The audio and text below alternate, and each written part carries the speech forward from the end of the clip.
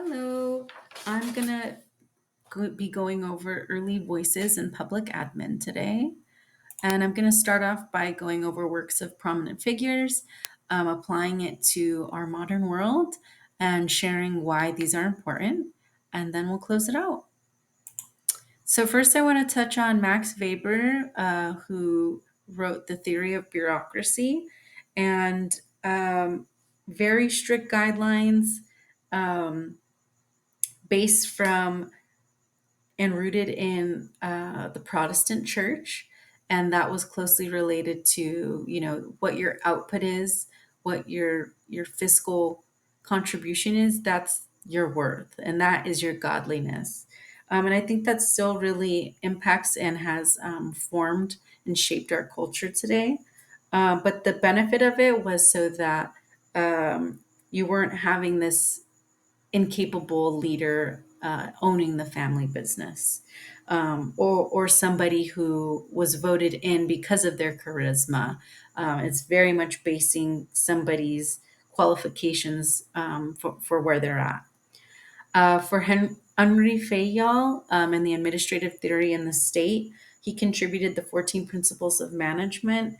Um, I really enjoyed reading his work, and it was very much rooted in equitable results and having kindness and justice in your leadership.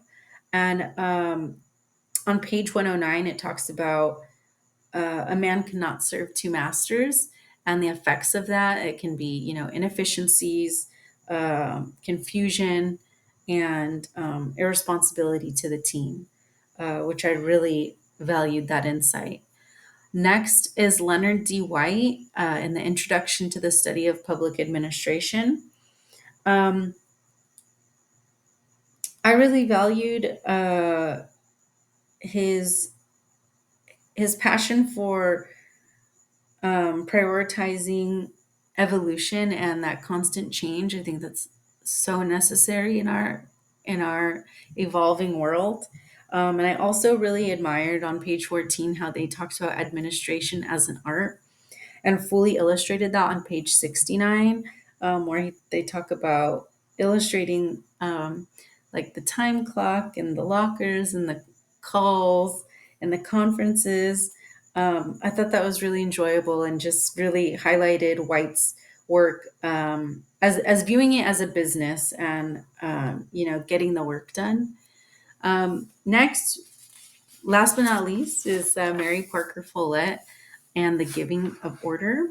She was my favorite to dig deep into. I thought her work was truly just, beyond her time, and future focused and feminist at the heart of it.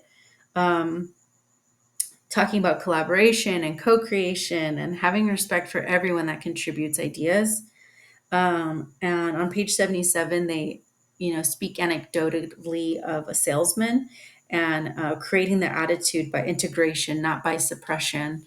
And that idea is just so modern for its time. I think people are still making money off of that idea today.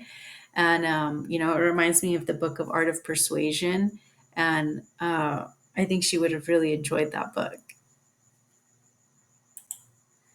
So in today's modern world, I think Weber has a huge impact. Having your worth being tied to your fiscal output, being results oriented.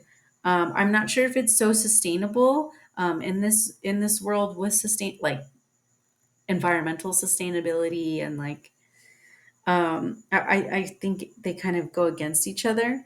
White's concepts of valuing the prioritization of evolution and transformation to benefit the constituents is still so relevant today. Fayol's having the leader be, creating that path to show what success is.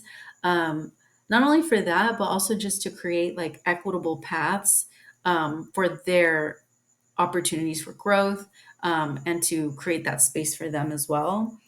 And Follett, once again, the art of persuasion, I think, is so closely tied to her work, influencing everyone. to believe that the vision is benefiting them, and everyone's getting a piece of the pie, everyone's benefiting with that final vision. So I believe this is also important. Fayol's principles, Weber's bureaucracy, White's professionalism, and Follett's collaborative leadership, to have a balanced, efficient, and equitable and accountable format of government. I think this is important for inclusivity. I think it's important for community engagement, and just being responsive to our constituents in the public sector. It's just a reminder that it's not just about managing the process, but also about shaping it so that we are adapting and providing for the people that need those resources the most.